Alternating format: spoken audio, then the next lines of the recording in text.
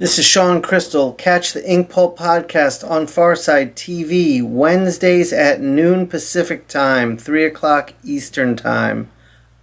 Come hang. Peace. This is the Inkpulp podcast. This is the Inkpulp podcast. Comics, hip hop, life.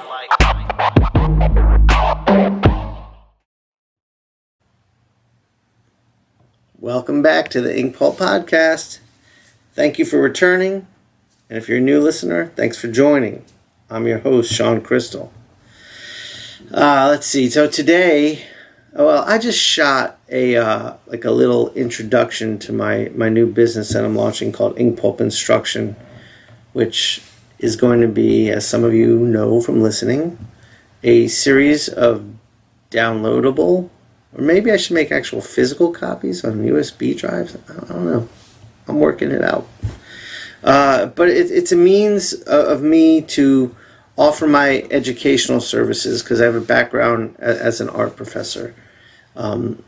In comic book art, it's a way for me to offer that, and a way for me to document and collect a library of information from as many artists as I possibly can, and offer those as a business so people can learn. But they are going to be entertaining too. I mean, I'm calling them episodes, because to me that's kind of what they are. They're a little different than the podcast, but they're meant to teach and entertain. So I am calling them episodes, maybe like a cooking show might be. So I was just recording that. Of course, I wrote a really nice, well thought out piece to start with, and I was reading from it. And I was trying to make it natural and look natural and feel natural. It's a little hard. I've never rehearsed. I've never pre-written anything. All this shit is off the cuff, as they say. So yeah, I'm transitioning right now. So if you feel me if I feel a little stiff, maybe that's why. I'm feeling looser as we go. That's right. Crack that neck, homie. So today on my podcast, I've got Billy Martin. Hold on, let me reframe this shot a little bit. Yeah, that's the good stuff. All right, you like that? So I think did I tell this story when I was working on Young Animal and I was working with Gerard Way. My kids got real excited because they're real big MCR fans, and I was doing a small show in North Carolina, one that Tommy Lee Edwards helps put together. And Tommy and Gerard are very, very, very close friends. Like, their families stay with each other and shit. And that's how I got invited in on the Young Animal, was through Tommy, and met Gerard and all that jazz. Anyways, so there's a small show, and Tommy brought in Gerard to the show as well. So my kids were coming to the show, just me and my kids, and they were real excited. And it's a small show, so I knew they'd get some time with him. And my kids are hungry, so I take them to the green room, and they have some of their friends with them. And Gerard's in there with Becky, and they're talking, and Gerard and I know each other a little bit at this point, so we say hi. And then I introduce my kids, who are completely nerding the fuck out. And Zoe's all bashful. Hi. And then I says, my son Zach, and Gerard goes, hi Zach, nice to meet you. My son goes, nice to meet you too. And he was so embarrassed for having done that. He, to this day, doesn't know why he did that. It was like a nervous reaction. It's from Fantastic Mr. Fox, I'm sure. But it was awesome. And to this day, we don't let him live it down. So, but that ties into today. So today's podcast, like I said, I have Billy Martin on here, and Billy, as many of you probably know, is the guitarist for Good Charlotte. And Billy is also a comic book artist, and that's how I came to know Billy. It was at Heroes Con, and him and his wife stopped by my table and were looking at my work, and Billy was familiar with my work, and we were talking about inking and techniques and stuff. And I knew Billy as a comic book artist. I didn't know him as a musician. So it was when he left, I was talking to Kari Randolph, who was next to me, and he asked if I knew who that was. I said, well, I know him from online, blah, blah, blah, blah, blah. And he said, oh, that's a guitarist for Good Charlotte. Oh, okay, cool. Anyways, fast forward.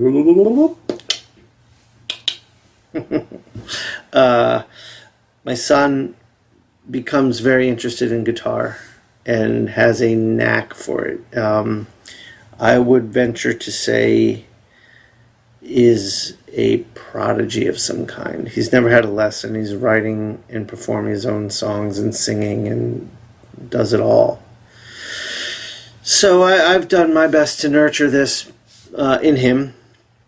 And when it came time to get electric guitar, I started kind of consulting. Billy and I became better friends through the years, just through social media and cons.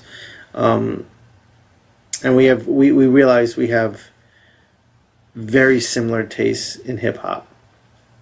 So I think we kind of bonded over that and would talk music all the time. So he kind of helped me, guide me on picking a guitar for my son. And then he said Good Charlotte was, I think the year before Good Charlotte was coming through, and he invited me, and I was too busy. Those were the days where I had that too much hyper-focus, and I was living this crazy life of just always working and not getting anywhere. Anyways, we're past that. Let that shit go. Let it go, Sean. Fly away. But he, so he invited me down again, and I said, yes, I'm definitely coming. Yeah. And I asked, can I bring my son? Because he's really interested in music, and I knew we'd go backstage and see Billy. I thought, what an exciting thing for my son to experience, to see if this kind of nurtures this love for music and now a lifestyle of music maybe. And then I asked, if you're doing sound check, can we hear that? He's like, yeah, come on down early, a couple hours early. And he invited us down, and I got down there, and he was in this gated off area where their tour bus was, and he got us through there. Then he brought me and Zach on the tour bus for Good Charlotte, which was cool. And for Zach was awesome. Of course, I walk in, and the only thing I see is Billy Cintiq is set up on the tour bus, and he's working on a cover, I believe it was. And so we just start talking art shit, and I'm like, oh, I gotta get Zach in the mix, and we gotta start talking about music. And the lead singer was on the bus, and so he starts talking, we're all talking, and Zach's getting excited, and then Billy goes, come on, let's go to sound check. So he walks us off the bus, backstage, through all the labyrinth back there, hello Cleveland, that sort of thing. If you've seen Spinal Tap. Have you seen Spinal Tap? I mean, really, at this point in life, you should have seen Spinal Tap. Is the younger generation watching this movie? Because you need to. And we get on stage, and there's Billy's guitar tech, who's trying out all his guitars, and Billy starts showing my son everything. The guitars, the guitar tech, the foot pedals with all the pre-programmed shit. I mean, and he's on stage. This is on stage, so my son's on stage learning all this, and we're listening to Billy kind of jam. And I walked off stage and went down into in front of the stage and was taking pictures of Zach up there. They did some lighting tests, and the smoke machine was on, the dry ice, whatever it is. And it was cool. And then, Billy got us some seats for the show. He's like, you can sit wherever you want. There's a VIP area where you can stand in the front. And he said, but I got you seats in a roped off area for friends and family of the band. And I think Zach wanted to sit down. And he wasn't, Zach, I tried to get him familiar with some Good Charlotte music before. And he listened to it a bit and enjoyed it, but wasn't terribly familiar with it. But that show, I just saw him come alive. I mean, he just got up out of his seat, was jumping up and down and dancing. I've never seen this in him. He's always so reserved and kind of keeps to himself a bit, but he exploded that night. And we had an awesome time together. So that's my story with Billy. And I got to thank you. Right now, again, Billy, thank you. You really affected my son's life in a very positive way. Thank you for that one. But Billy and I become decent friends through the years too. I was keeping in touch. So when I got this podcast going, and then I got on the Pharcyde network, and I was like, oh, Billy's such a fan of hip hop. He's going to love this. I wanted to have him on as a guest, and he was very excited. And here we are doing that jazz. And I know I usually have some deep thoughts, some meditations at this point. I guess now, I mean, one of the things that I'm wrestling with, that, you know, it's not concerning yourself with what's going on with others' careers, just staying focused, staying in your lane, staying on your island. Your path is yours and yours alone, and everyone else's path is theirs and theirs alone. But that being said, it's COVID has hit this industry pretty hard, as well as, it's not all COVID. There have been major problems in this business for a long time of comic books, and this just accelerated everything. So you're seeing all kinds of things shift and change at DC and Marvel and smaller publishers too. And some of it's heartbreaking. A very good friend of mine lost his job at DC Comics. And but, you know, it's just like when work stopped coming in for me, it's like I lost my job at DC and Marvel for a period. And that made me realize there's something very exciting waiting for you. Now go get it. And I think for all of us, now, and I've talked about this over and over, now is our time to be fully independent, to create our art the way we want to create it and reach our audience, instead of worrying about a larger audience for a publisher so that the publisher can make money and pay you. Now you can go directly to them, cut out that middle person, bye-bye, and sell less and make more and do what you love. So it sucks to see people losing their jobs. It's sad because they've families and kids and all that shit. But my hope is we see some really amazing independent projects come out of all this. And I'm looking forward to that. I'm also noticing I still don't understand this social media thing where it's like a younger generation thing. No ability to self-soothe.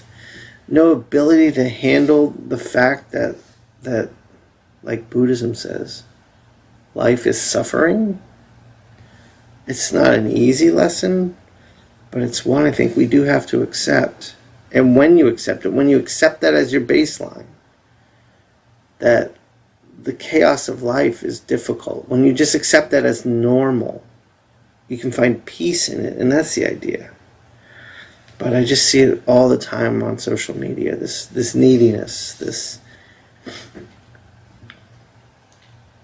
I don't know, make me feel better. Not me, but the posts, like, make me feel better. The world is not fair and it's not right. You make me feel better now. Here, comment. I don't get it. We've got to start putting in work on ourselves. That's what we all need to be doing. It's not a judgment. It's just a if you're listening. I mean, I'm doing it. I've got my issues and I'm working on them. So I don't know. I guess mentioning it is a hope that we can start a dialogue about this, or maybe people can start reflecting on themselves a bit. I don't know. Is self-awareness and self-responsibility a thing of the past? I don't think so, but it appears that some people do.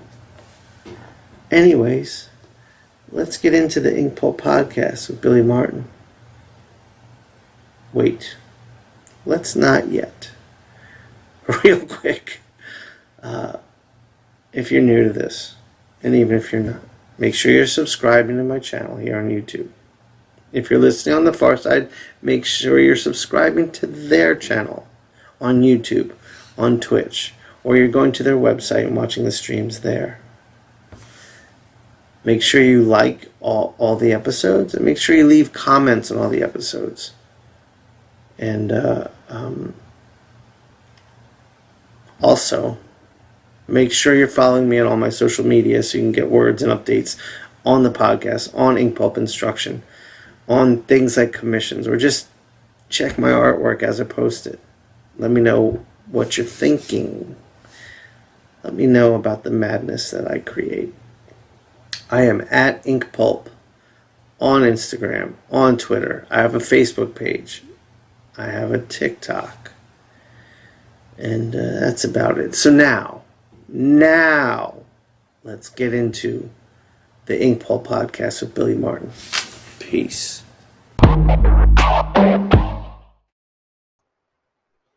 So you got a cool looking studio there. One thing I like about the podcast is I get to see studios now. Yeah, of course, right?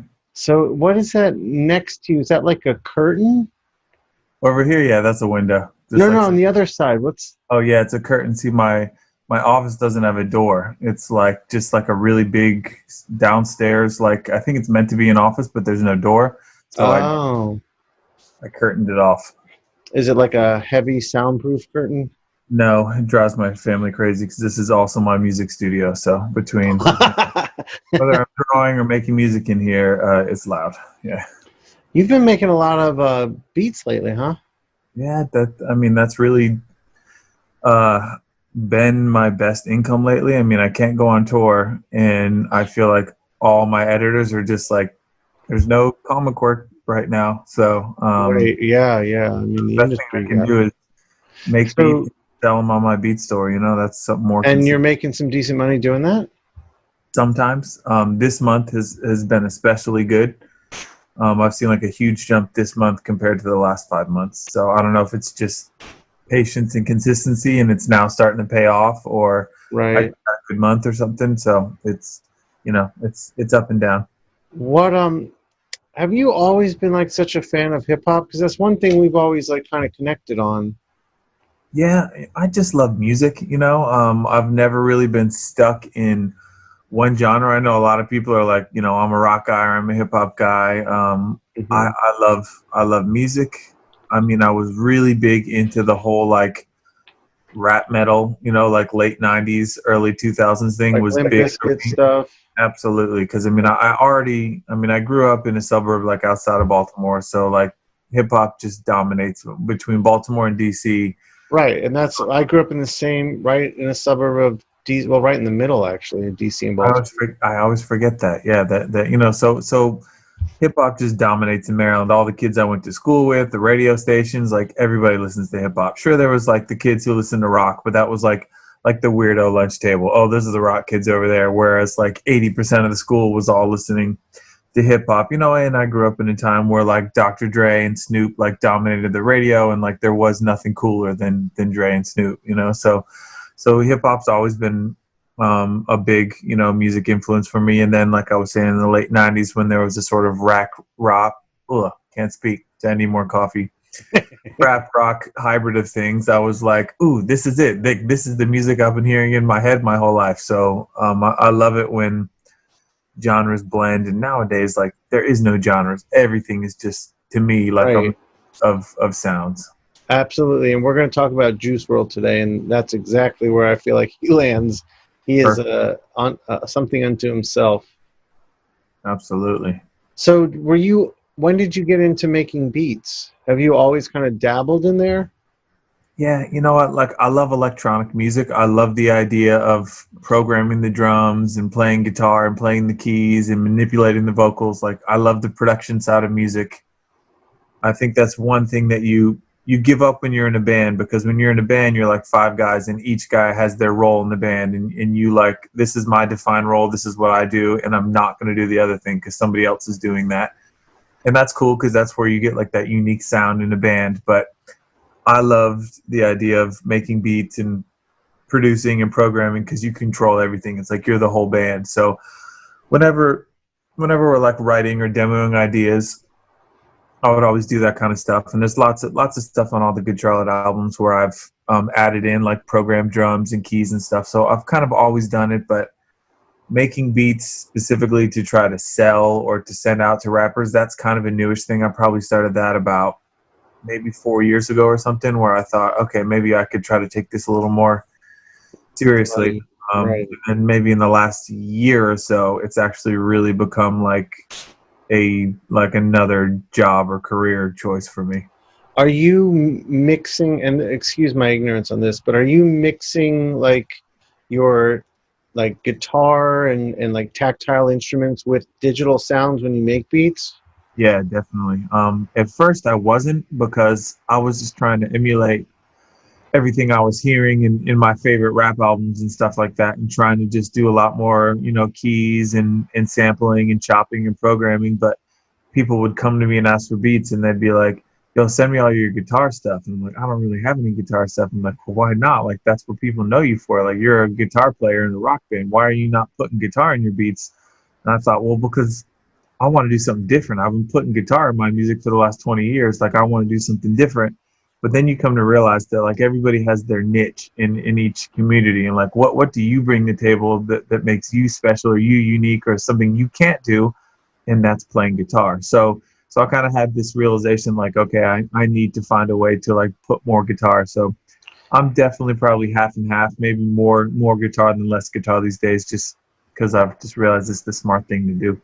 At first, were you like trying to leave out the guitar intentionally because you didn't want to capitalize on what you were known for, and you just wanted to be known for making beats without that? Yeah, yes and no. It's just like, it's when you've done one thing your whole life, it's fun to switch it up and do something totally different. And like not do guitar was really refreshing for me to finish a whole song where like the main melody was all done on keys instead of guitar. And also, yeah, sometimes it's like you want to prove like I can do it without guitar. Like, let me show you what I can do. And I've had a lot of successful beats that don't have guitar in it, but there's this, the new generation of musicians out there. They're all computer musicians, not all of them, but for the most part, like young kids are picking up a computer and they're like messing around with sounds in it. And it's a lot of pre-recorded sound parts that they're just dragging into their computer and manipulating it and making really great sounding music. But a good chunk of producers just don't know how to play an instrument. They never learned how to play guitar. They don't know how to play piano. They don't play drums. They just know how to manipulate the sounds in the computer to sound really good. And some people like to knock that, oh, that's not real. But you know what? When you're out there selling beats and a rapper's looking for something and he hears a beat that he loves, he does not care if you played it or not, Yeah, same thing in comics. It's the same thing. Like drawn traditionally, drawn digitally, it doesn't matter. Like the artists are paying attention to what the other artists are doing, but the consumer does not care. The consumer only cares about, is the end result good? So that's like I'm not like knocking the young kids out there who are making all these crazy beats and don't know how to play, because they're doing well and it's cool stuff. But a lot of times, there's these certain websites like Splice, Native Instruments has one called Sounds. I don't know if anyone who's listening to this is into music, otherwise I might be nerd talking. But these are No, dude, nerd talk, because this is on Pharcyde Network, and they'll get it. Right. Okay, so for all the producers out there, you go to these sites and you download guitar loops, and what it is, it's just like a guitar lick or a progression that just loops over and over again, and then people record them and upload them to these sites, and you can go and pay like a monthly fee to take as many as you want.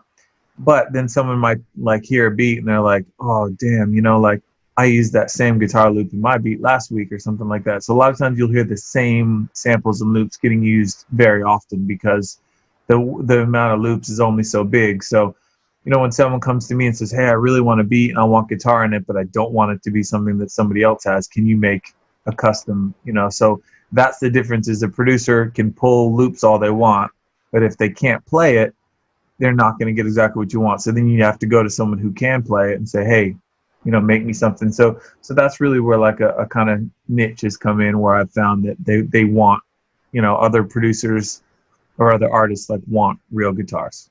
Right. Okay. Well, as if you're not talented enough with music, you also draw very well.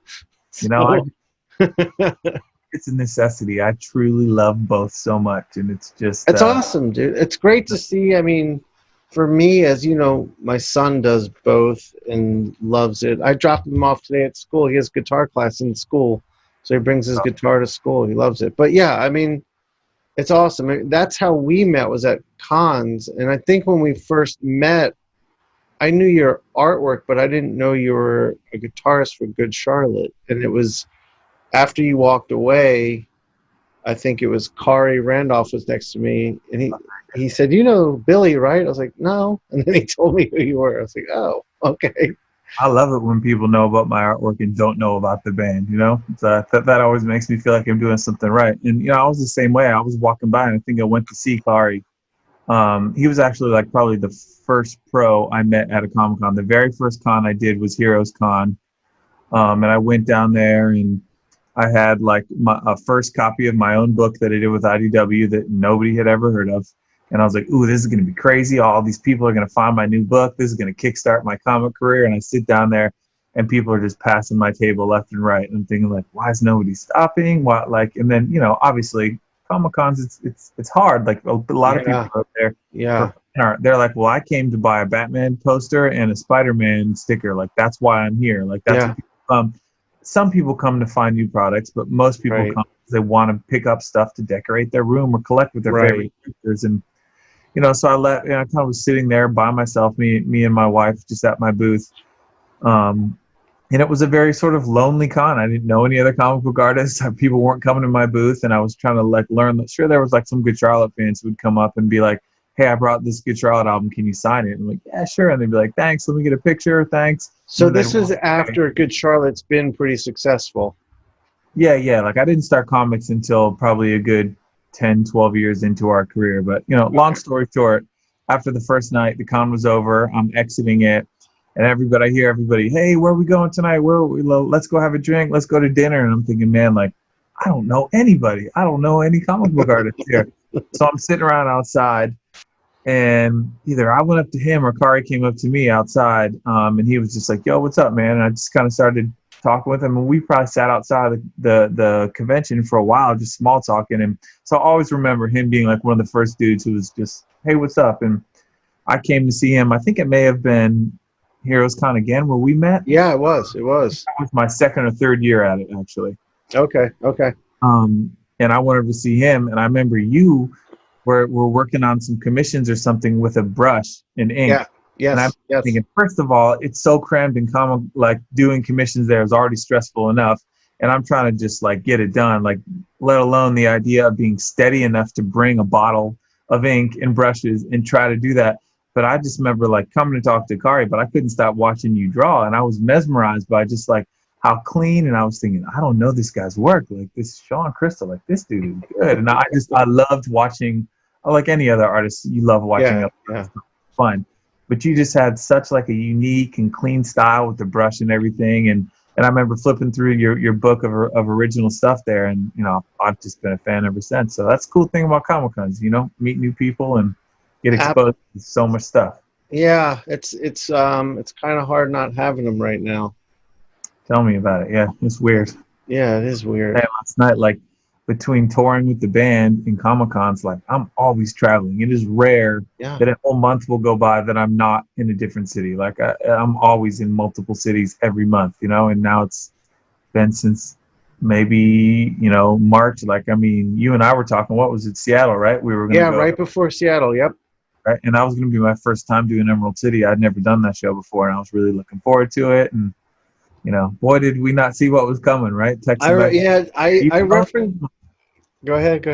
Yeah, like we were like, should we go? I don't know. Are you going? I'm like, I'm not sure yet. Let's wait and see. And like, who would have known? Like in that moment of what is this all about? That we would be 6 months into it in the same. I know. I remember you saying, "Man, I've toured like third world countries. I've got inoculated. We're gonna be fine." And then it was like 2 days later, it started getting a little different. We were like, "Oh shit!" Yeah, like I'm not going anymore. right. And then they finally canceled it. All right, so we got a few things we definitely want to talk about, but uh, we are going to focus on drawing Spider-Man today. And that Excellent. was your suggestion. And I don't know if I think we share this. I mean, Spider-Man's my whole reason for wanting to do this with my life. I mean, he's definitely my favorite character to draw. Like, he's just endless possibilities with Spider-Man. You know what? I think we talked about artists too, like which ones were big influences for us. For me, and there was a point where I was super into comics young as a kid. I thought that's what I would do. I'm going to draw comics for a living. I'm going to either work for Disney or for Marvel or do something. That was it. And then I got a guitar around 14 or 15, and I was like, oh, All right, okay. screw drawing. I don't want to do comics anymore. I want to be a rock star. Like, that's the only thing I want to do. Drawing's for nerds. Like, it's way cooler to be in a band. I went like all in on playing guitar and started a band, and I really kind of let drawing go away for a couple of years, probably, where I just didn't do it. Wow. Then it came to a lot of downtime on tour. Like, a lot of time on tour, like, you've got your concert, but then like the rest of the day, there's not as much to do. There's a lot of, sure, like there might be meet and greets or sound checks, but there's still plenty of dead time or days off on tour where you have nothing to do. So then I thought, what, I should start drawing again, just picking up a hobby and start going to comic book shops like on my day off. And that was really like a comfort food kind of thing. I'd be in the middle of like Kentucky or something. I have no idea. I don't know anybody. And I'd get on my like computer and look up where's the local comic shop. And I'd find a comic shop and I would walk. Sometimes it was like 2 miles from the venue or whatever. And I would just walk to a comic shop. And it always felt like very comforting just to go into the comic shop and see, artists that I loved or books were coming out. I'd buy some books. And it was just one of those things. And I remember walking by a comic shop in some city, and there was and this is at the point where like I wasn't into comics. This was like the first time, like walking by, and I'd see comic shops and be like, oh, comics, I used to love comics. But there was a poster in the front window for Out There. It was a book that Ramos drew, about these these young kids with this monster that came off, and they were like all seated together, and it was like looking in from the outside of a window or something, and these like big cartoony eyes and these crazy proportions. And I stopped like dead in my tracks, and I was like, who drew this? And like, so I had to get on right away and like figure out. And I kind of like when Crimson was big and all that, that was when I had like given up on comics and I wasn't paying attention. So I didn't even know anything about Ramos. Okay. From the second I saw that Out There thing, like something exploded in my head. Like, I want to draw comics again. Like that drawing right there, like made me want to get back into comics. And, speaking of Spider-Man, there is none higher as far as artists in Spider-Man. Humberto just kills it. He was born to draw Spider-Man. And, so yes, when I think about comics and Spider-Man, I think about him and I think about Spider-Man. And that's just one of the things that gets me excited about drawing comics. Awesome. All right. So I'm going to, while we're on that note, I'm going to switch my camera over to my table. Okay. So I'm starting this Spider-Man painting. Once I get over there, I'll get those glasses out of the way. Let me switch my mic. And now I'm over here. Okay. Actually, let me turn my computer real quick. It's not fair. You already got this like awesome like sketch worked out, and I'm starting from scratch. So you'll kill it. You'll kill it. No, man. I love those proportions. It's really good. Oh, thanks. Yeah, actually, let's talk about that.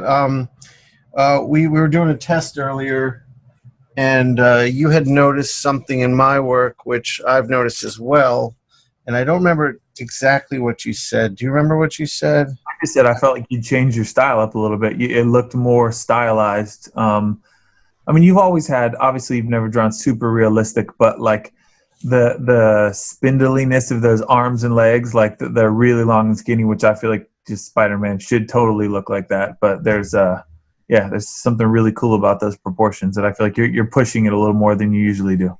Yeah, and I am. That's definitely true. And I'll explain to the audience what I said to you. But first off, yeah, Spider-Man should be drawn like a spider. He should have these long, spindly limbs. I love giving him giant feet and hands too.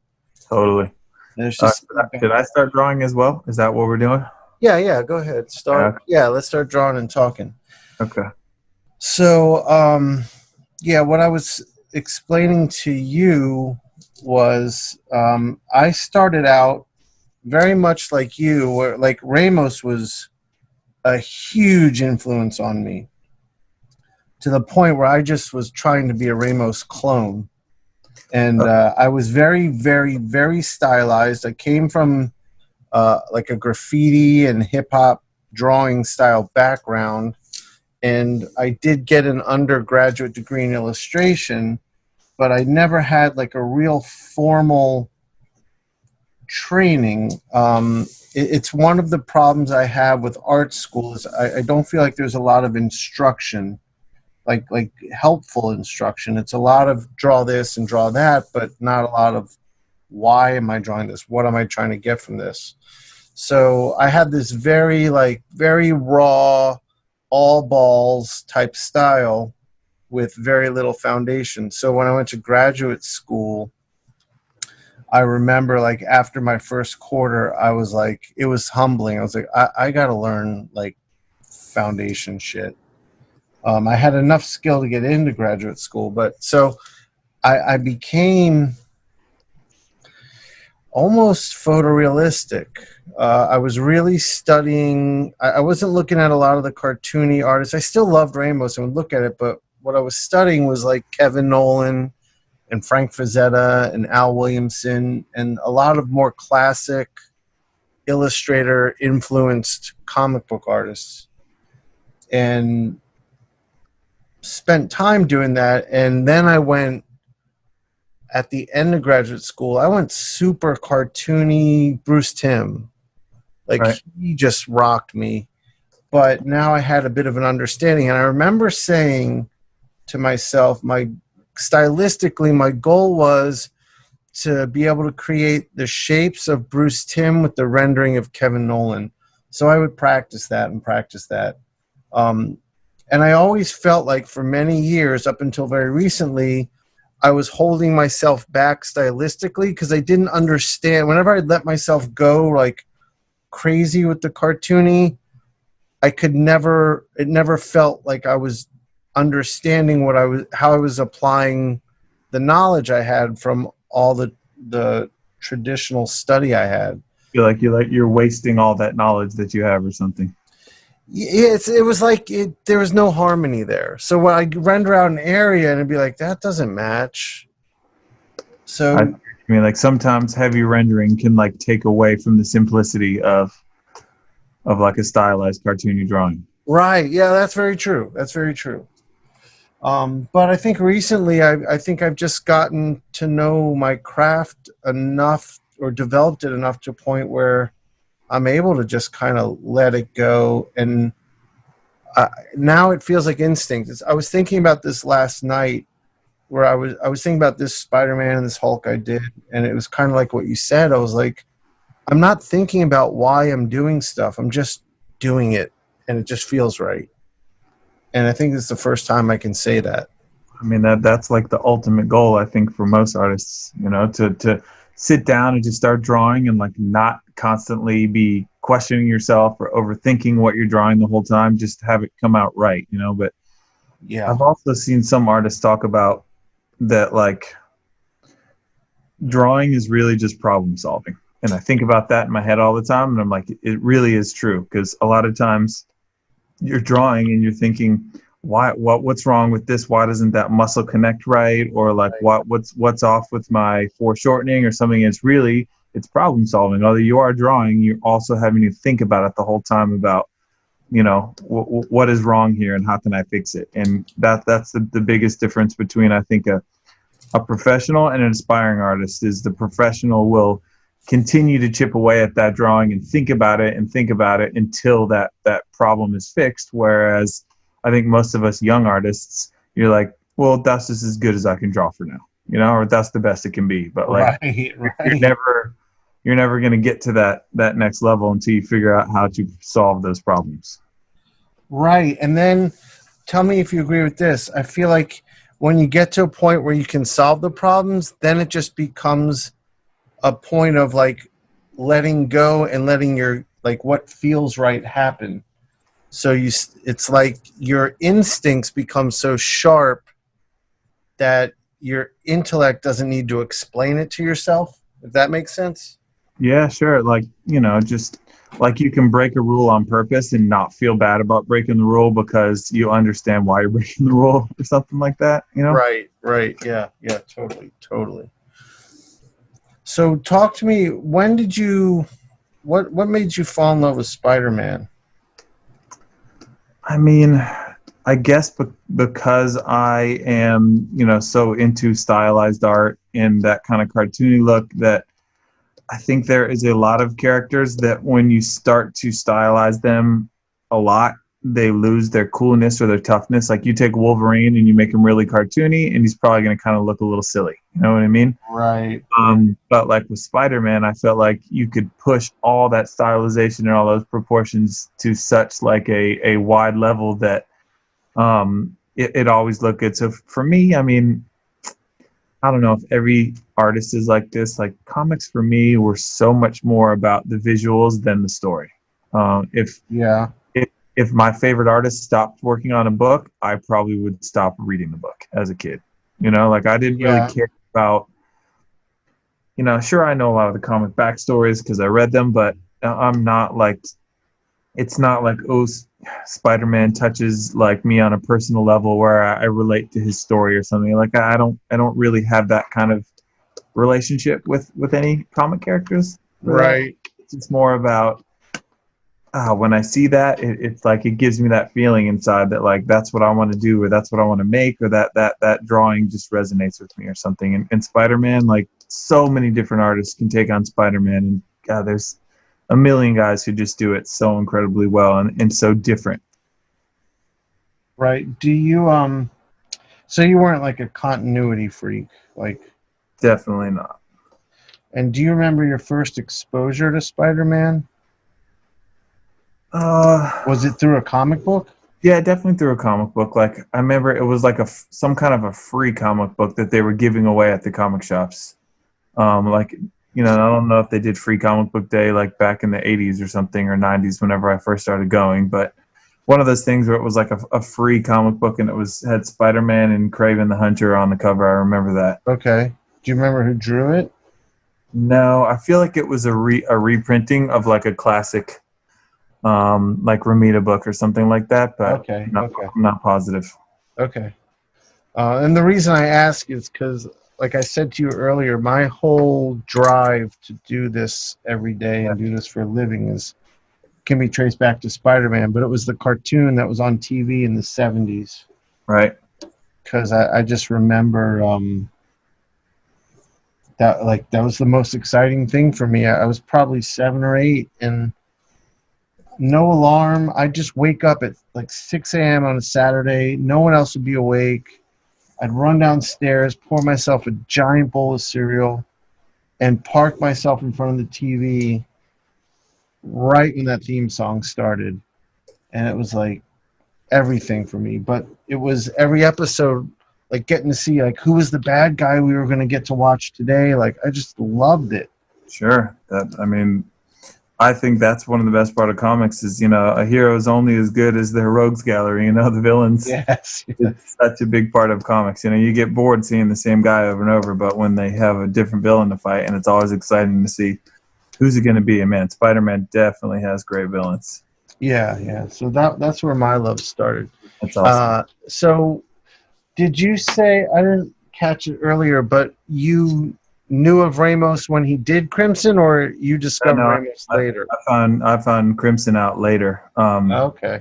Yeah, but no, definitely Out There was the first book for me that I saw his work on. That was really like, I'm not sure what era. That was probably early 2000s or something when that book came out or something. But yeah, he's just. His Spider-Man stuff is crazy because even at that point he hadn't done any Spider-Man stuff as far as I know. That was definitely come later. Yeah, I discovered him. It must have been on some Marvel X book. I can't remember, but I remember shortly after he went to a book at Wildstorm called Deviate. Yeah, and that's when I really got into him. That was even before Out There, even, huh? Yeah. Oh, yeah. That was way before Out There. Deviate. Oh, I have all of them. Trust me, dude. When I discovered Ramos. I was like, get on eBay or go to all the comic shops and get everything I can find on this. It's that aesthetic fire in me. So yes. Yeah, Deviate. Also, Warren Ellis wrote it. It was an interesting book. But I remember there was an issue with two hitmen named Ernesto and Roberto, and it was Bert and Ernie. And Ramos didn't shy away from making it obvious in the design that they were Bert and Ernie. It was so awesome. Oh, I'll have to go back and revisit that. That was fun. All right, so why don't you share are you at a point where you have anything to share yet? I mean, I can share, sure. Yeah, I'm curious. I love seeing the early stages of stuff. All right. Because you're working digitally on the Cintiq, right? Okay, so here's what I got so far. Oh, dope. Classic legs up in the air. Yeah. Dude, you got that quick, man. I got to say, I was wrestling with this one for quite a while.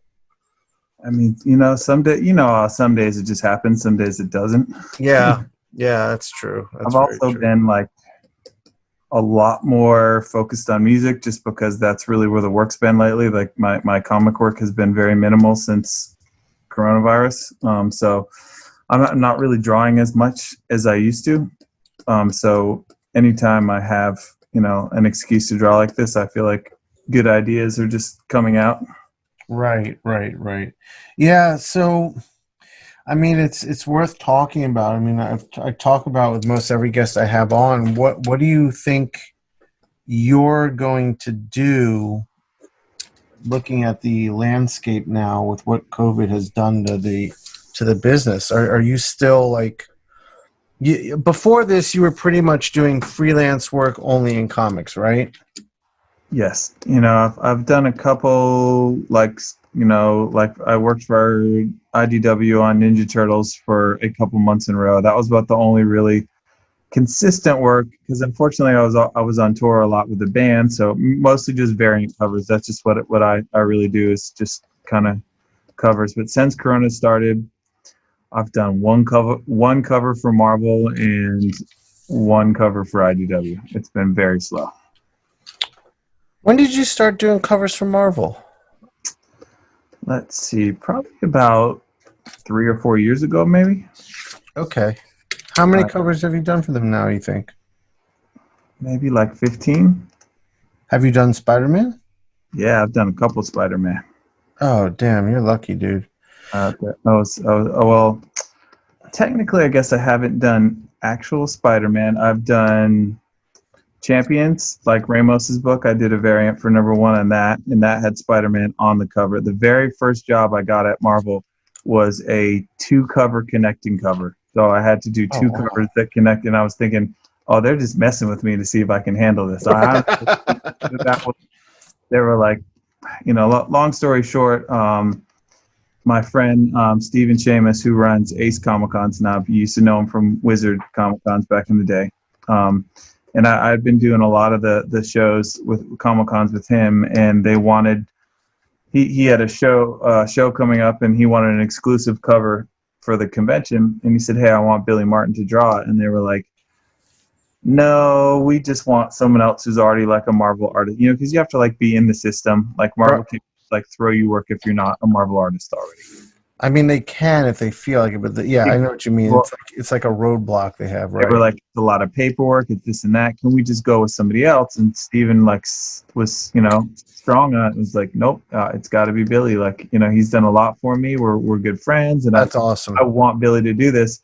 And Marvel pushed back again. I was just like, are you sure? And like we don't even really know this guy's stuff. And he was like, trust me. That's what it was about, dude. I guarantee you. For sure. And, they said, okay, we'll let him do it, So they come at me and they're like, okay, so here's the job. We need 2 connecting covers, and we need it all within like 6 days or something like that. And I was dude, they were fucking with on tour in Europe at the time. Oh my God. Like with the band. I was like, okay, let's go. This is my chance to do something with Marvel. And I did it. I drew it all and I sent it in, and they were like, oh, this is pretty good. They're like, we've got another 4 covers that we could offer you if you want. And they gave me 4 more covers that day that I turned it in. Oh shit. So it was very like, hey, thank you guys. But, like sometimes when your name is called, either you bring it or you blow it, and apparently, That's true. apparently I did okay. I knew it was a big opportunity. And, I definitely got a lot of work right away from them. Like it was kind of hot and heavy and they were sending me variant covers all the time. And then probably a year went by and I just crickets, I didn't hear from anybody. Right. Just faded. And I think, a lot of people do that. They find someone new and it's exciting and you do a lot of work together and then they kind of go back to their classic people. But Right. at the beginning of coronavirus, one of my editors reached out and was like, hey, I need a power pack variant cover. Are you interested? And it had probably been like a year and a half since I'd done any Marvel work. So I was like, yes, let's do it. So very thankful to get to do that. But, That's cool. the work is definitely more far and few in between these days. But yeah, you're right. When the opportunity comes, you got to bring it. Was your break in music a trial by fire as well, like that? Kind of. My music career was definitely a lot of luck and timing. A little less hard work. Like with I don't know, I'm being very long-winded, but we're supposed to be talking a lot to podcast, right? Yes. Long-winded is good. I'm going to go back to the art for a little bit and then switch over to music because when I first, I've always been drawing my whole life, like we talked about, but I wasn't super serious about it. It was more of like a hobby. And when I first started trying to get comic work, like early on in like early 2000s, when Good Charlotte was doing really well, I thought, man, I really want to get into comics. So I had my manager reach out to some of the companies. And of course, they took the call because they knew the band and we were doing well at the time. So it was almost like I had the easy foot in the door. But then like I came to this realization where they would be like, hey, this is cool. You draw pretty good. But like, why would I hire you to draw Spider-Man when there's already this guy here? Like why? Right. Sort of like, why would you hire like a kid to fix your car who's like into fixing cars when your next door neighbor is like the best mechanic in the city? That's who you're going to go to, Right. So I realized real quick, like, damn, like I have to get better. Like I have to draw really, really good if I want to draw for Marvel. So I probably spent a year or two just like obsessed with schooling my skills, watching YouTube videos, reading books, like drawing all the stuff that I was bad at drawing. Because I didn't do any school or anything for this, and just it was just about getting better and really being focused and really giving myself like, I don't know, like being strict about it. Like, you've got to draw today, you've got to practice hands today, you've got to draw buildings today, you got to do cars today or whatever. So I spent like a good, long while getting better, and I saw my skills getting better and better. And then I went back like 2 years later with a new set of portfolio, and that's when I got my first job at IDW. That was like the first company to give me a break. But before that, I realized I had to put the work in. But when it came to music, I started a band. I started playing guitar in high school. I had a high school band. It was me and 2 other friends, and I was the lead singer and the guitar player. We were just a little 3-piece, and that's kind of how I started. And then I met the guys in Good Charlotte, and they were just another local band, but they were only a 4-piece at the time. Just Benji sang and played guitar, and there was no second guitar player. And we became friends, and our bands kind of started playing shows together. And then they kept kind of being like, dude, you should quit your band and join our band. And I was like, no, like I can't leave my band behind. And as we started nearing high school, getting into our senior year, one of the guys in my band was older, and he's like, well, I'm going to college. And I was like, you can't go to college. What about the band? And he's like, yeah, my parents are making me go to college, and I'm going to college. I was like, okay, well. So was that band like, were you had shows and stuff, like you were performing, and were you making money and stuff with that band? No real money. We'd get like $50 for a show or something. I mean, I was still in 11th grade, like. Okay. Real. So local gigs? Just local gigs, yep. Okay. And then when I was a senior in high school, that was when I decided, okay, well, my band doesn't really have much opportunity anymore because our drummer's leaving, and one of the guys was going to join, the other guy in the band was going to join the military, and I was kind of like, man, I'm all by myself on this, but I was all in on the band thing. I didn't want to go to college. I didn't want to do anything else. I was like, this is what I'm doing. So, I decided, okay, maybe I'll try to play with the Good Charlotte guys because, we were really good friends and I liked the guys, but I was in like a metal band and they were writing like pop songs. It was very different than what I was. Oh, wow. Okay. So, I mean, I had like long dreadlocks. I was into like Korn, Limp Bizkit, Deftones, and Okay. Okay. Charlotte was sounding like, Green Day or Blink 182. And that was just, not what I was into. But it was fun because it was different. So I started playing with those guys. And we started to get a lot. They were all out of school. I'm the youngest in the band. So at this point, they were all out of school and able to like travel and like just do local gigs all the time. And they would be doing like late night bar shows or driving to like Philly or Virginia or Jersey or something like that to play shows. And I'm still in high school. So there would be times where I'd like go and do the concert and I'd get home at like 3 a.m. and have to get up at 6 and go in and go to school and stuff like that. So your parents were really supportive of this. I mean, yes, they were. They saw how passionate I was about it. They were always a little on the fence. My dad had like a little bit of money saved up for college, and he was like, I've got this college fund that I want you to use, and I'll make you a deal. You can try this band thing for 1 year, and after 1 year, if the band thing doesn't work, you don't get the college fund anymore. I take the money back, and you missed your chance, And I was like, okay, I'm into that. So this was early on in my senior year because they're like, you need to be applying to colleges, you need to be doing this and that, and I wasn't because I was like, I'm not going to college. I'm doing this band thing, and they're like, it's really hard to do, and so either way, so Good Charlotte started to get some local notoriety, and we were starting to get some more gigs, and then we got a chance, offered to open up for some like big acts when they came through. Like, do you remember Lit? Lit had that song, My Own Worst Enemy. It was like a big like late 90s rock radio song. But you're a hip hop guy, so you don't know it. Right. I mean, I like, I'm the type of person, I have such blinders on with music. Like when like hip hop, I'm into like I don't listen to the radio. Like if I like hip hop, so I'll go digging for hip hop. But I never. I guess it was probably after like late '90s. I just stopped listening to radio because the music I wanted to hear wasn't on there. That makes sense. I mean, there was a period where after my punk rock years, where I was into some more alternative new wave. You probably remember WEBB. I mean, I know that name. Yes, it was the alternative radio station out of DC. Right. And that was the only time I listened to the radio. So yeah, go ahead. I'm sorry, I that was a tangent, but yeah, I don't know that song. I assume we'll have lots of tangent. Either way, they were a band who was doing really well at the time, and we got offered to open up for them at the DC show, and then at their Philly show, and at their New York show. So it was 3 shows in a row that we get to open for a national act, sold out clubs, and so that was really exciting. That's when we felt like something was happening. But literally, I was still in school, so I would get out of school in the afternoon, and the guys would be like parked out front in the van, like with the trailer and all the gear packed up, like waiting for me. And I'd hop out of school and hop in the van and drive to New York or something like that, play the concert, drive home that night, get home at whatever, and wake up and go back to school again. And the next thing after school, I'd wake up, I'd come out of school the next day, and the guys would be waiting, and we'd go to Philly that day. And it was crazy, it was a lot of things were happening, and then all of a sudden, labels started getting interested and things started happening, and I had to have a meeting with my school principal because, we got offered a record deal, and I was still a senior in high school.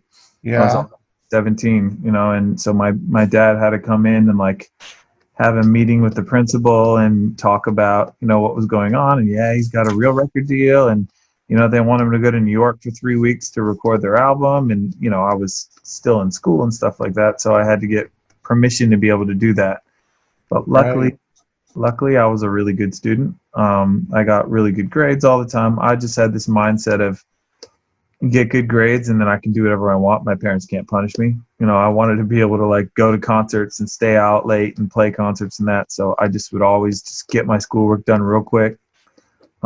So luckily I had very few credits left in my senior year that I had to do in order to to graduate. So my second half of my senior year, I got early release, work release, and the band was my job. So that counted Oh, as a work wow. release. So I only technically had to take 4 classes. 4 classes a day was the minimal, and I only had one actual, what's the word, like class that I had to, 1 credit left. I needed 1 English credit to graduate. So I'd go into school, and first period was guitar. Second period was English. And then third period was drawing. And then fourth period, they just let me be the library assistant. And literally I would sit in the library and I'd either do the homework from English in library so that when I got out of school, I could go do band stuff and my homework would be done. Or I would just like sit in there and draw. And like that was the last half of my senior year. So, that worked really well. So not to say I didn't put a lot of time in, but the hard work with the band came like after that. Like getting signed, like came fairly quickish just from having a buzz. But I feel like it's easier these days to get signed than it is to maintain a career in the music industry. It's so much harder to stay relevant and stay being successful. So Yeah, I mean, you could say different that for comics, I think, too. It's for sure. Everyone has their hot moment, and then you got to figure out, okay, now what? So, I mean, one thing I'm taking away from this so far is you've got an incredible work ethic. I guess I do. Sometimes I don't think I do, but there's no other explanation for how to make things work if I didn't, I guess. Yeah. Where do you think that comes from? Like, have you always just been a very driven child, or was it just your passions were that strong? I mean, both. I guess like there's never been a question at any point in my life that art and music wouldn't be what I would do. Like it was never a thing of like if I make it or like it would be cool. I was always like, well, when I'm gonna do this, like, and I think that there's a big part of self-doubt with people, that like you wonder, can you do it? But I was always like, I can do it and I'm gonna do it and no one's gonna stop me, kind of thing. Yeah, that's the same thing I had. It was never a question. That's how you get things done, Yeah. I'm gonna should I unscreen share so we can go back to looking at yours for a little bit? Yeah, sure. I'll explain what I'm doing here.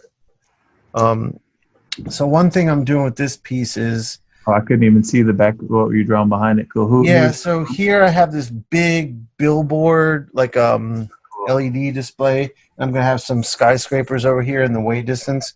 But what I'm doing is Spider-Man's red and blue. But I'm gonna do like a night scene, so it's gonna be like violet, push the blues towards the violets and the reds dark and deep. So I wanted this bright green like LED billboard to light everything up.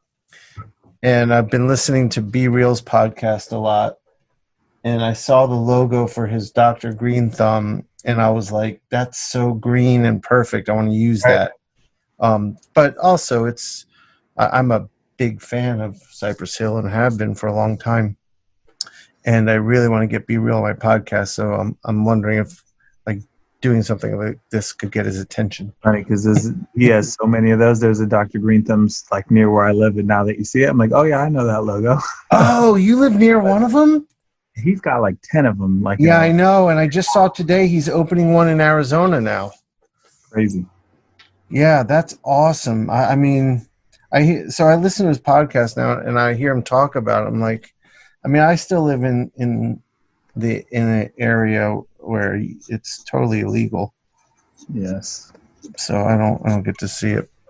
Do you indulge in that at all? I guess I never. I just don't really talk about that stuff. Okay. All right, never mind. I have no problem. I'm super stoked that it's legal, but Right. I just don't really ever talk about that. I figure that I have lots of, young influential. I got it. Well, I wish it was legal where I live. That's all I'm saying. I'm saying I think that it should be. But yeah, so I thought it would be a good opportunity to just try to use this like neat, like really lit up green to pop out Spider-Man, and it'll be nice to have some other like green light creeping in on the red, so you get the complementary colors there. Super cool idea. I'm looking forward to seeing it finished. Thank you. And then the buildings, like I was looking at the art of Spider-Verse, Yes.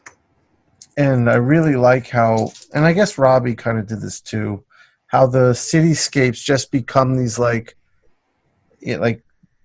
perpendicular, like vertical and horizontal like strokes Yeah. color and not clearly defined. And that's one thing, like I always clearly define everything. So I'm trying to learn to leave areas where I don't clearly define things, especially if they're away from the focal point. So I want to try to mess with that with the skyscrapers. I totally hear you on this stuff. Like drawing messy is hard for me. Like I Yeah, love me too. some guys who artists who I see. I mean, I'm sure you probably have the same way. You see someone who has a style that is not like yours at all, but you love it and you think, how can I like incorporate something this person is doing into my art? Totally. Without copying what they're doing or like changing how I draw too much, Like there's Totally. this new artist, you probably know it. He's like Italian or something. Is it Simone or something? He was doing like a Ninja Turtles Power Rangers like crossover book. What's his name? I think it's like, hang on, I gotta look him up. But I think I know exactly who you're talking about. like I want to make sure I'm not like mixing the wrong person. Let's see. Yeah, like Simon DeMeo or Simone DeMeo. Yes. He's on a boom book right now, Okay. and Jeff DeCal, who's a friend of mine, is doing the covers. And we were like zooming one day, and he was like, "Have you seen this guy's work? He's amazing." But go ahead. The artist most recently whose work I've seen, who I was just like, oh my god, this dude is crazy. Like he can just draw. Yeah, he can. But he does these cool like scratchy kind of like hash mark lines, but they're all like long, like big strokes that really show like the like just emotion and like just I don't know, like they're placed. There's some areas where there's no lines at all, like it's a complete like blank, almost silhouette or like solid white, and then there's other spots where there's all these tiny little like detail lines, and I think, man, like it's so cool. Like, and I keep thinking, how could I find a way to work in some of that detail, like without it taking away from the areas that don't. He's really skilled in that whole Right. just being able to see it. I love it. Yeah. His drawings are crazy, amazing. And then he does some exaggeration sometimes. It's so awesome. Totally. And he posts a lot of commissions too on his social medias that he does, and his commissions are like insane. Yeah. I know exactly who you're talking about. So if you're usually on the road a lot with cons and touring and stuff, how are the kids doing with dad being home all the time now? Are they excited? Yeah, it's been good. I mean, they're kind of used to it. That's the kind of all they've ever known is, dad travels a lot, and but of course, it's always nice when we can all be together. Makes life easier. Also, create some new challenges when dad tries to work, and they're home all the time. Yes. And when kids, they're like, well, like so-and-so at school, his dad does this, but you just draw or play your guitar. Like, you're not working. I'm like, no, I am, like. Yeah. You're probably working harder than that.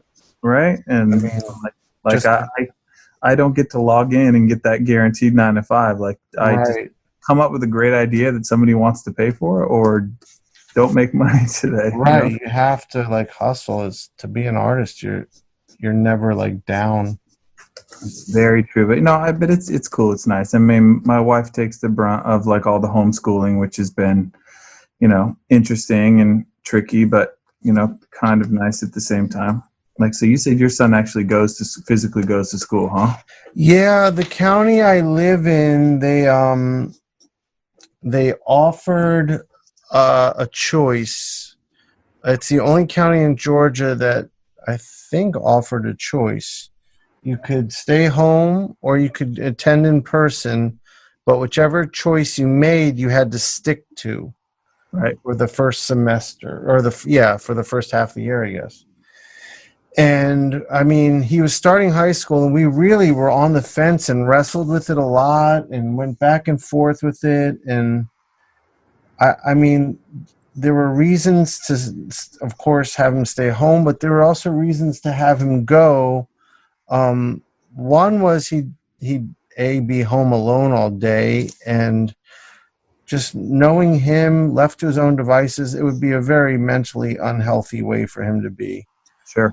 But also he was looking at, like, his high school has a guitar program and an art program, and he's been he's really kind of found himself recently and has like a lot of like a active social life, an active creative life.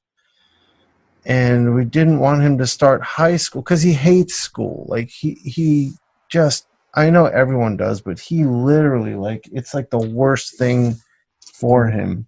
And now it's like, I think he's even kind of excited about going. But, you know, we looked at, like, in the county I live in, the cases are very low, the amount of people that have it. And so we were like, I don't know. We didn't know where it was going. Is it going to get better? Is it going to get worse? And we asked him what he wanted to do, and he was on the fence. And I think ultimately when he saw he'd have guitar class, he really wanted to go. And I mean, you know, just because you've met him, he's got this love for guitar and drawing, but he's never, the only experience he's had in nurturing that, other than playing at home, is the concert where he saw you and got to see how all that works. So I don't know. I guess it was a risk we took where, in the name of art, we were going to do this. So we did. Well, when your kid's excited about something that you know they're not going to be, it's really hard to still be like, oh, you know, like I understand Right.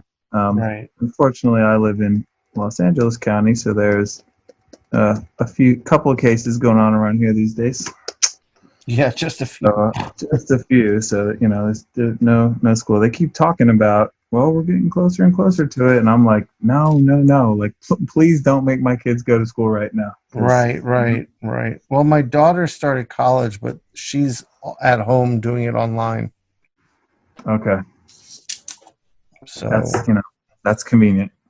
Yeah. I mean, she goes into, I think the first week there were a couple classes that had one in-person meeting for the entire semester. Okay. And other than that, she's online, so she's doing that. Much better. Yeah. I mean, it's a real, like, I remember my days of teaching. Online teaching is a very difficult thing to do as a teacher and to learn from as a student. I'm sure. I mean, I see my kids going through it all the time. I mean, luckily, you know, my kids are still young, and you know, they both are just they're smart. You know, they just get it. They don't really need that much extra help, and I keep being very thankful that's the case, because if that's awesome, either one of them was really struggling with it, I would think, you know, and I've heard people on TV say this, and I agree. Like, we're going to go from like a health crisis to a financial crisis to an economical crisis. I mean, to an educational crisis, because right. Kids are going to suffer. We're going to have, like, because this, you know, this is potentially going to be lasting for a while, and these kids are not going to get the school that they need, and that's frustrating. But it's nobody's fault. Right. Agreed. But you know, it's kind of fortuitous that I'm about to launch an entire line of, like, how to draw comics downloadable videos. Nice. And but taught by me and everyone that I know in comics. So the first one is me, and I'm launching an Indiegogo for that October 1st. And I'm heading out to film Tommy Lee Edwards episode in like 3 weeks. Very cool. And then I'm supposed to go to Oregon to get Ma Food and Canetti. They're doing one, and I'm just building from there. But my hope, you know, my plan was, good names. Yeah. Oh, dude, there's going to be a lot. There's going to be a lot.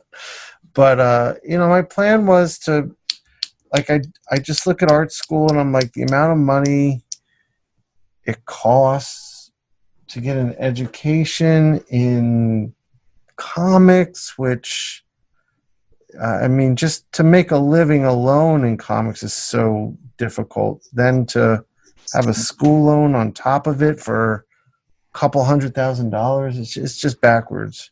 It really is. So I wanted to create something that could offer a better education in comics for pennies compared to that. That is cool, you know, and I mean, I know as when I was young, if I could have like watched a video by like, you know, professionals that I looked up to teaching me how to draw, I would have been all over that. Me too. Then that's exactly what I was thinking. So there's some out there, but I'm surprised that there's not more, honestly, you know? right. And yeah, you're right. Gnomon Workshop, did you ever watch any of those? They were like, yeah, I did watch the Gnomon ones for sure. And I love Schoolism. I fuck with that right now. I have done some Schoolism as well. It is very cool. But I think that's cool, man. I'm glad that you're doing that. I know you talked to me a couple months ago. I was asking like, yeah, how are you surviving, or how's, you know, like, I know I'm lucky that I have multiple jobs to bounce around from, but like they're all screwed right now. You know, like right. music or art or any of those things, none of them are in a great position right now. So you know, I definitely like to check in on my other friends who are doing the same kind of jobs, and all my creative friends. I mean, so many band guys, and a lot of people just assume, oh, if you're in a band, you're a millionaire. Like, that's just not the way it works. You know what I mean? Right. It's so expensive to go on tour. You know, like, you are going to spend 80% of what you make, like, just going on tour, between paying for your, you know, you've got usually 10 people crew, you know, 5 people in the band, plus maybe, I guess your touring party can be anywhere from like 10 to 15 people. And, you know, you pay for everybody's hotel room, everybody's salary.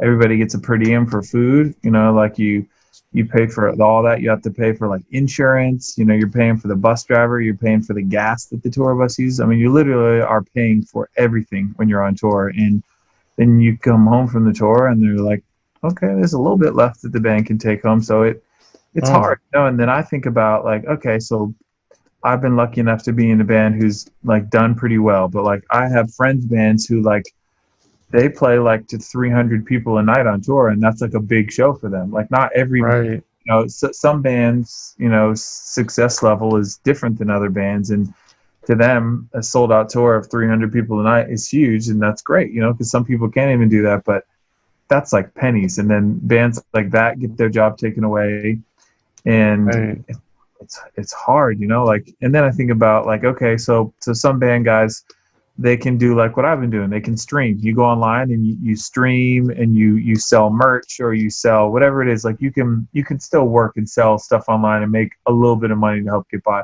But what if you're a guitar tech, you know, or a merch guy, and you sell merch for a living? Like, that's all you've done for the last decade is go on tour with bands and work. Like, there's no other jobs for them. Like, and those people are getting hurt really hard right now. And you know, it's weird, because I know for a while when, you know, those people were trying to look up unemployment and stuff like that, unemployment would be like, no, you don't count, because like you need to see your W-2s and seeing how much you get on a weekly basis, and you would be like, well, sometimes I don't work for a month, like the tour's off and I sit at home for a month. Other times I work 3 months straight, 7 days a week, no days off, you know, like your schedule's all over the place. And finally, I know at least in California, they've started making like gig worker exceptions and stuff to try to help. They did that Forever, you know, 3 or 4 months of those people freaking out where they're just like, nope, sorry, nope. I mean, I was kind of in that boat where I was like, being a freelancer, I was like, what the fuck, right? But yeah, they did that. And I mean, for me, it's been, luckily, the art buying community has been really good to us. So like doing these paintings and selling them and taking on commissions has been the main source of survival. But I can't, like, I imagine it's not a bottomless well. So making these videos, and like I have these projects I'm doing with some musicians right now too, like hip hop musicians. Yeah, I'm just trying to stay, like, build something that can't be knocked down again, because you know, comics got hit, man. Oh, it definitely did. I mean, between, I've had so many editor friends that got laid off, even before the DC things, like IDW laid off a bunch of people, and Right, right. then the whole DC thing got hit. And there were some friends I had there who I thought, well, I know they'll be safe, they'll be good. And then, I'd write them being like, hey, I'm sure everything's cool, but I heard about it. And they're like, yeah, no, I don't work there anymore. I'm like, wow, like they really went big on that layoff. Yeah, they did. They It's did. hard, but I don't know. It's kind of, you can blame the disease all you want, but it doesn't care. Nope. That's There's exactly right. And no real answer. Obviously, I'm not going to get into politics because that's not my lane, but sure, things could have been handled a little differently, that we could have maybe been in a better situation, but agreed. uh, it wasn't. We'll just leave it there. I agree. But yeah, so I mean, for me, if I just look at it as a personal lesson or a personal thing, I mean, I'm not trying to diminish the pain and suffering of what this has truly caused, but I just had to like click into survival mode, and I just knew I had to build something for myself as if I were just a completely independent artist and make a future in that. And I did, and I'm putting it to work, And that's all. confident it'll work out, and I feel good about that. So I turned Right. it into something good. It takes What? a certain mindset to be able to do that, because there's a lot of artists out there who like just don't have that drive and don't have that gumption to make it happen. They're like, well, the Right. jobs aren't here anymore. I'm like, well, then you got to get out and like make the job happen or something. Exactly. It's a lot of, like, I have a lot of friends. Unfortunately, the music industry and the art industry breeds a lot of lazy people. Yeah. Yeah. A lot of like unhealthy people work in this kind of industry, and that's Right.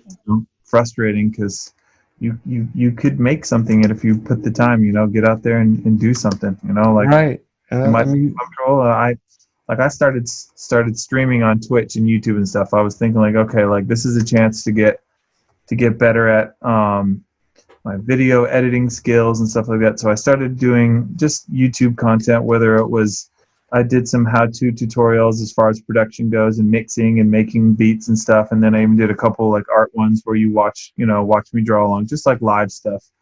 Um, in the first couple streams I did, there was like 5 people in it, and I thought, damn, like this is kind of humiliating. I would like to think I'm a professional in multiple genres, and I've right. hard to build this up. Like, I'm gonna do a stream, and like all these people will roll in, and it'll be good to go. I'm like, the first time I went, literally there was like 5 people in the stream, and I thought, ugh, I'm not gonna do this anymore. This is stupid. It's like, it's not the right thing. It's, like, I go in there thinking like, oh, all these like wannabe artists are going to come in and be asking me like questions, and I'm going to be like changing lives, or producers are going to come in and ask questions. And, like, not to discredit the people who do show up, but it's like, hey, I saw Good Charlotte when I was 15 and you guys are my favorite band. And I'm like, thank you, like, cool. But like, Right. that's just not what I thought that the situation would be, but Right. once I embraced it and realized, like, you know what, those are my fans, and those are the people who care about what I'm doing. They're showing up to every stream, they're supporting me what I'm doing, like, I need to appreciate that they're coming to the stream. And so I started to try to like cater my streams to be a little more like fan oriented, fan involved and stuff like that. And then now I hop on a stream, like 75 or 80 people show up right away, and I'm like, Oh, okay, that's awesome. like, it's getting better and better each time I do it. But it took 5 months of me doing a bunch of bad streams, where like my streams looked bad, my camera was lagging, like the audio issues would be like, I had a lot of bad streams, but each one got a little better and a little better and a little better. And then kind of like what you and I are doing here, like I've had a couple guests come where some other musicians came on, and we did like a review where people would send in demos, and we would listen to them live on the stream and offer Oh, that's feedback. awesome. That had a huge reception, because people were like, yeah, I want you to hear my stuff. So that was the best one I had, because I had people involved. Like, they're listening to see if you listen to their music, they're sending you stuff in, they're hoping to see if you talk about their music. So it's just a lot of, like I said, you put the work in. I could have been like, oh, streaming sucks, this is stupid, Right. over it. Right. I'm like, no, like, this is it. We're home for a while. I have no other things to do. This is how I make my living. Like, I got to find a way to make this work. So I just kind of kept focused with the streaming, and little by little. And just like you said, this was around the same time you and I were talking about, what are you going to do or what's happening? Right. Like, Right. I'm doing this and I'm doing that. And I was like, oh, nice. Me too. We both kind of had the same thought, like, just double down on creating content that people might Right. want to see, and just hope that it works, but it took work, I'm sure for you. Oh man, did it take work. I didn't take a day off when COVID hit. That was what, late February. Yep. Around, and so I didn't. My first day I took off, I think, was in June. I was just in the studio. I was having a blast, but I was working my ass off building shit. And it's just like you said, I started doing the podcast like this. I started with my phone, and it was all glitchy and awful. Right. I got like an old Brio. It was a little better. I got some mics. I got some lights. I got a better Brio. I got a different cam. But yeah, I just built it. It's true, but the hard work does pay off. Really does. And it's awesome that we can do that. Like, it's also like being an artist isn't like, for me, it's not just drawing, but I created like this podcast too. It's another outlet to build. Yeah. And that was awesome. So does your Twitch make you money? Yeah, not a ton of money, but it does make money. So there's things on there that you can follow anyone on Twitch for free. Mm-hmm. But you can. I don't know if you know this already. Sorry. No, I don't. I don't know much about Twitch at all. I had to research it too and realize, how are people making money from this? So anyone can just follow you, and then you get alerted when that person goes live. But then there's things called subscriptions, and you can subscribe to a channel, and there's different tiers, and based on which tier you subscribe to, you get custom things from that person that you follow. So like in the chat, for example, you can post emojis in the chat. When you subscribe to me, you get a couple of my drawings as emojis. So something like that. So when people are in the chat and they see like, oh, that's cool, you've got like Billy's bat logo as an emoji, like, I wish I could have that. Like, how do you get it? Like, oh, well, you subscribe to the tier 1 subscription, and you get this kind of stuff. And if you get a tier 2 subscription, you get like 3 or 4 emojis, and you get like, so it's almost like, to get the cooler one, you have to get the better subscription. And then there's really cool things like gift subs. Like, someone in the chat could be like really nice and be like, I'm doing 5 anonymous gift subs, and they drop $20 in the chat, and then 5 people watching it who aren't subscribed get a free subscription for the month because somebody gifted it. And a lot of people are like really generous about gifting subs. It's just like wow.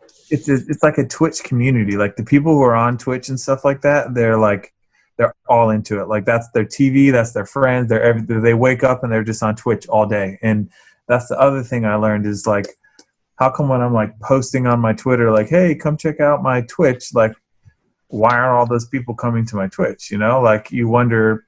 And then I started to kind of learn, like, there's not much crossover. Like, it's like you have to find people who are already on Twitch and get them to stay on your stream, because it's like a whole community and a whole world. And once I started doing the things like making custom emojis so that you would buy subscriptions, and then people want that, because when I was just on there streaming, the first couple streams, I didn't even have a mic or a video camera. It was just them watching me draw, and I would type in the chat.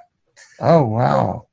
But that's what I was thinking, why is no one showing? So as soon as I turned a microphone on, and I could like answer the question, like I could see people ask stuff in the chat, and then I could answer it like in real life, the interaction became so much more. And that's what people are on Twitch for. They want the interaction. They want to be able to like ask questions and hear you talk about your process as you're going through it. So that's a big thing, I think, with Twitch, is it's like its own thing, but you have to respect it. And I watched other streamers too. I'm like, okay, I'm gonna look at some of these other producers and artists who have like 2,000 people watching them every stream. What are they doing that's so good? Or like, what am I not doing? And none of it is. So like, I will hold a contest now. Like, if you do get a paid, so each month your subscriptions run out, and then they have to resubscribe every month. Oh. So they might spend $5 for the month subscription, and then when August is up, they got to start over or something. So you can choose to resubscribe or whatever. So right now I was holding a contest in the month of August where everybody who subscribes gets put into a raffle, and then I'll draw a random name, and then they can pick a character, and I'll draw it live on Twitch, and then I'll mail them the commission. So that kind of like incentivizes people to buy the subscription because they want to maybe get that free commission. And it's cool for me because I'm already going to be drawing on there anyway. So it's like a win-win to just, then I have something cool to draw and somebody gets a free commission, and it helps, drive more subs. So like anything, it's a business, Right. How do I work this thing? Yeah, I feel like for me, my perception is like I remember saying to myself, this was probably in November of last year. I was like, I need to make 2020 the year I really build content, video content, and content to connect with like fans of mine, and not just rely on them walking into a comic shop to find a book of mine. And then when all this happened, like everything you just said and everything I've been doing, I just feel like maybe this is the future, and everything was going in this direction, and COVID didn't change anything. It was just an accelerant for the things that were wrong and the things that were right in our industries.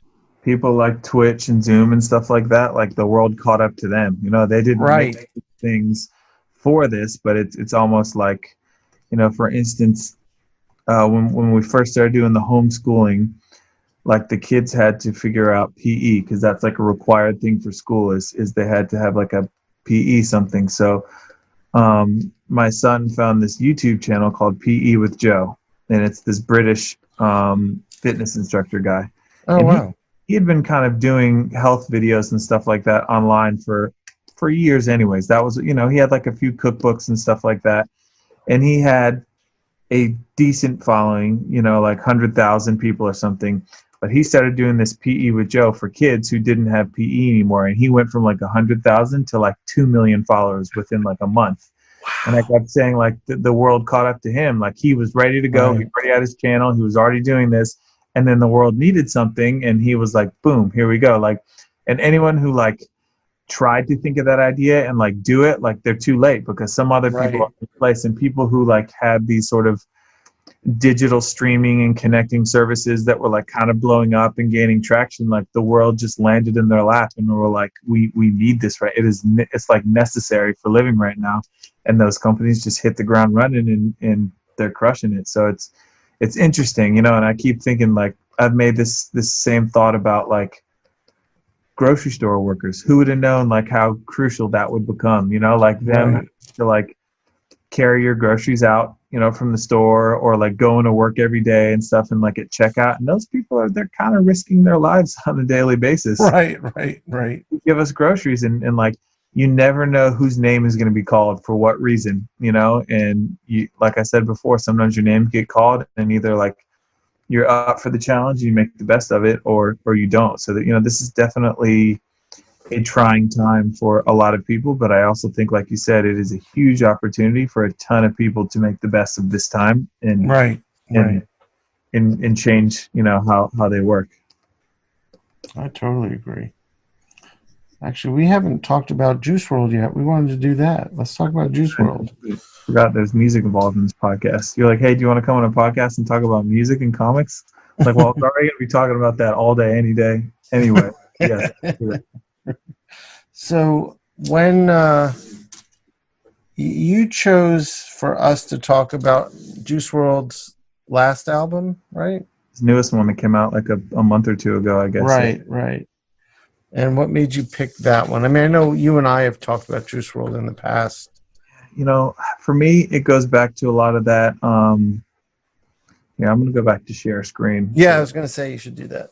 Well, I'm keeping this loose. I'm not going to do like a clean ink pass. I'm going to throw some colors underneath of these pencils. I've been, like we talked about, trying to keep my stuff loose. Okay, okay, there we go. Nope, I didn't share it yet. And share. Okay. Oh, Okay. awesome. I Here, did I'll love your zoom out spray. a little cleaned up. I'm just going to kind of do a little black shading here and there, and then I'm going to throw some colors down on it. That's awesome. Dude, you got to really, there's a lot of life in that face. I love that. That's when you know Spider-Man's done right. I don't like when Spider-Man's so real looking. It just looks like a generic mask, but Especially in the movies now when they make his eye holes shape, yes. eyes change, like Yes, it that's has to. It has to. yes.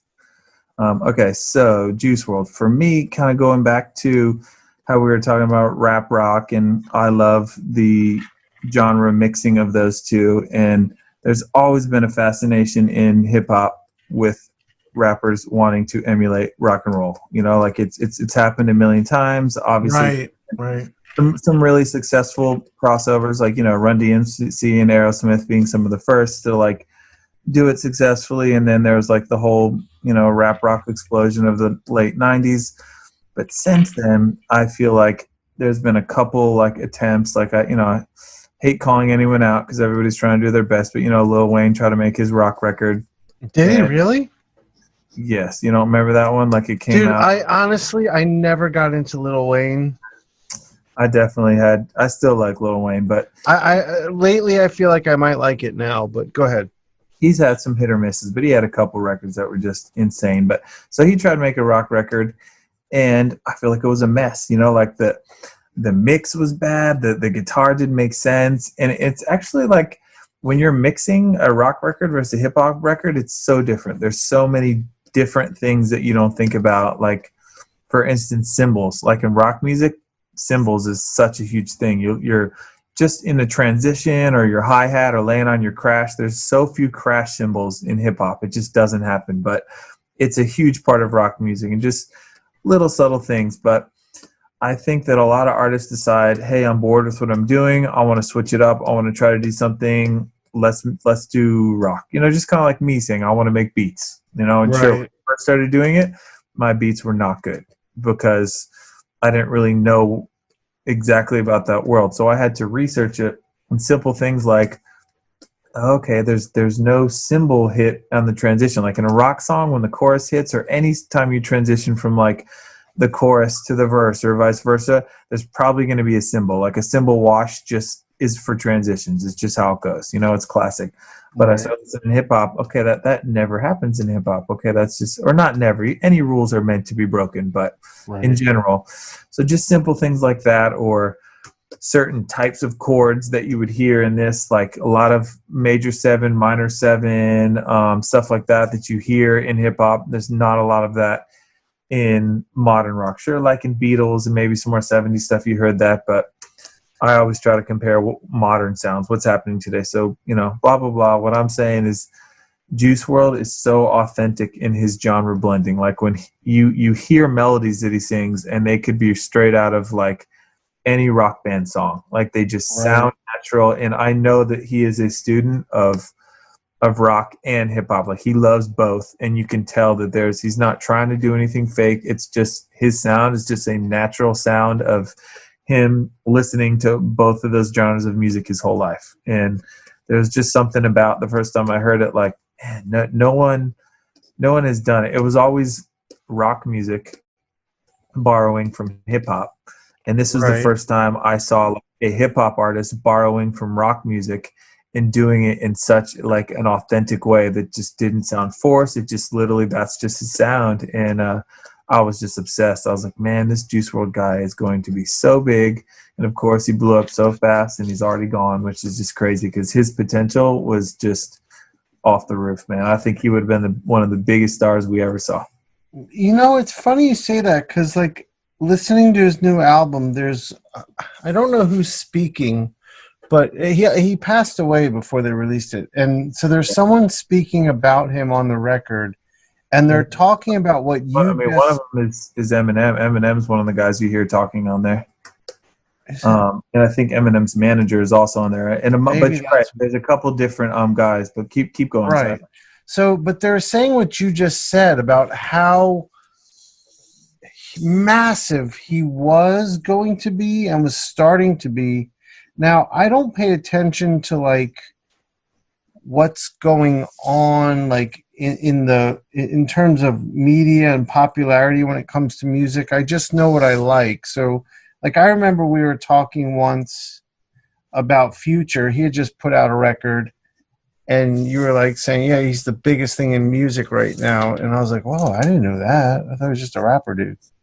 But so I didn't know this about Juice WRLD. I like his music, obviously, but hearing this, I was like, they were talking about him not just as being great, but being uniquely great. And I didn't know that. And hearing you say that's really making me kind of open my eyes to something I didn't know about him. Yeah, I think another thing that I've read, from a lot of interviews and stuff is that he doesn't write anything down. Almost everything Juice WRLD does was just out of his head. Like I heard that too. He would, he gets in the booth and would just start like, just coming up with these ideas, and that's hard to do. You know what I mean? Yeah, like once in a while, maybe, but I think that how effortless it was for him to make hits. Like imagine if he actually sat in the room with like some of the biggest music producers of all time, right? Like actually started like gestating some ideas and like really like thinking like how could we, like possibilities would have been endless. If you're already right, I mean, Lucid Dreams had to be like the biggest song of the year. I mean, he was breaking all kinds of records for the amount of plays that song got. Didn't know that. I mean, I heard that on the record about him making hits. I was like, he had hits? I thought he was like a up and coming rapper. I didn't know this. He was, but Lucid Dreams like shattered records for like, I think it was the most streamed song of the year on all streaming platforms. I mean, shit.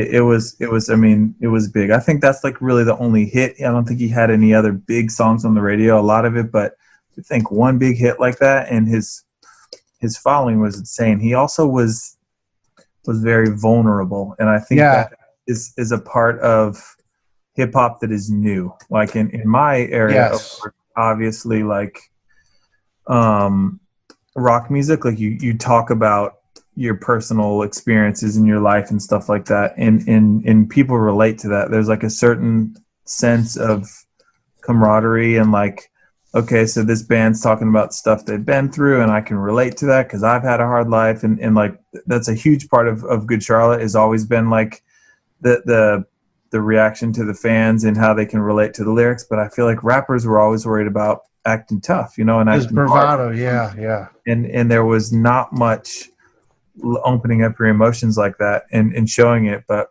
now, with guys like, unfortunately it's half the guys that are dead, like XXX, Lil Peep, right. Juice WRLD, then guys like, Trippie Redd and some of the other guys right now who are sort of doing this thing where it's like emo in the fact that you're singing sad songs about your life and heartbreak and this and that, and I think that's another reason why Juice WRLD was doing so well, because his fans just related on like a deeper level than a lot of other hip hop artists. And I remember that was a conversation you and I had when I first heard Juice WRLD. This is going a couple years ago, because his first record was just about having his heart broken. Right. And I'd never heard that in rap, and that's exactly how I would describe it. It was the first time I heard an entire record from a rapper about vulnerability. And I think, people need that. Like, that's what a lot of people listen to music for is an outlet, and you don't, now I feel like you see a ton of it in hip hop. Like it's all over the place. People just being vulnerable in music and stuff like that. Even like Future, like look on the Future did with Black on his record, that's just, that's my favorite song on the record, no question. Yeah, we talked about that too. I was so into that song. Yeah, Black can do no wrong for me right now. I can't get enough of him. So good. Definitely one of my favorite artists in a minute. Yeah, did you like his 6-piece hot sauce thing he just put out? Yeah, I did. I didn't like listen to it as much as maybe some of his other stuff. Like a lot of the stuff kind of sounded the same. But there was like 2 or 3 tracks on it that I thought were really, really good. Yeah, I think first listen for me, I was like, oh man, but I put it on a few more times and then I was like, I can't stop listening now. I feel like that's how it went down for East Atlanta Love Letter for me too. Yeah. Was listening to the record. Like, I loved Free Black. Like, that album, I was like, I've never heard anything like this, and I could not stop listening to it. Yeah. And then the next record, I was like, this is good. This is good. It's not Free Black. But then after a few months, I was like, I wasn't listening to Free Black anymore. I don't think I've listened to it since East Atlanta came out because I love it so much. Yeah, but then I put on Free Black like last week, and I was like, God, this is so good. Yeah, so it came up on shuffle for me, one of the songs from the record, and I had to stop and think, like, which album is this from? Because I recognized the song, but I couldn't think of the lyrics. And then I was like, okay, I need to go back to this record because. But that's also what just happened to me with the little EP he just put out, that 6-piece hot sauce thing. Yeah, I found myself listening to it over and over and like really enjoying it. I'm gonna have to do some more. But he's been teasing a new album soon. I mean, I'm sure everybody's just home making records like crazy right now. Yeah, I would assume we will get a lot of new music constantly, which could be good, could be bad. There's going to be a lot of oversaturation of new music as well. But right. Well, I can tell you, like, the things I'm involved with my art right now is I'm working on 2 different hip hop projects, and they're not just music. It's music and art. Like, we're building something that I think I've always dreamed about doing, and we're doing it. And I'm excited about that shit. For sure. I'm always trying to find out how can I combine these 2 things, like how can I bring them together? Yeah, me too. It's fun. I'm excited to see where this goes. All right, Billy. Well, we've been going a good bit here. I know. We can wrap it up whenever you're ready. At least I got my drawing to a point where I feel like it looks finished-ish. Yeah, I got my underdrawing to a point where I'm ready to transfer it, so I can stop here. I'm gonna stop. Looks great, right, dude. Do you just know the costume, huh? It's just in your DNA at this point. I mean, it is, yeah. Like I have a picture up so I can look at the costume, but I could draw it without looking. Yeah. All right. All the little webbing, that's the annoying part, but I kind of cheat a lot of the webbing. Yeah, I'm gonna do the webbing too. I thought about doing the black costume, but I always go for the classic. I love both too, but yeah. I can't wait to see that with all the colors. It's gonna look amazing. Thanks, man. Yeah, I'll email it to you when it's done. It's gonna be a little while. I have all these paintings I started in podcasts. I got 3 of them. Oh, better have one. That's funny. But I'm just gonna dedicate like the next week to finishing them, so I'll get it done. Cool. All right, man. Well, thank you for doing this, Billy. This was great. Thank you. I mean, I love doing this kind of stuff. I don't get to do it as often as I like, so I was stoked that you asked me.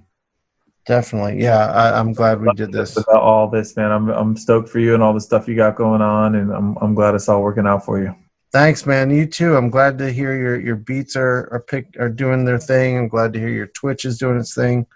Let's definitely keep talking because there's inspiration. You gotta come on my Twitch next time, okay? We'll get you to come on my Twitch and talk. Oh, I'd love to, dude. Actually, let me know when you want to do it. Maybe I'll save the painting for that, and I can work on that while we're on there.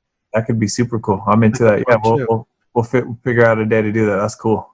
All right, cool. Awesome. All right, well, I'm going to press stop here, and then you and I can say goodbye. Sounds good. This is the Inkpulp podcast. This is the Inkpulp podcast. Comics, hip hop,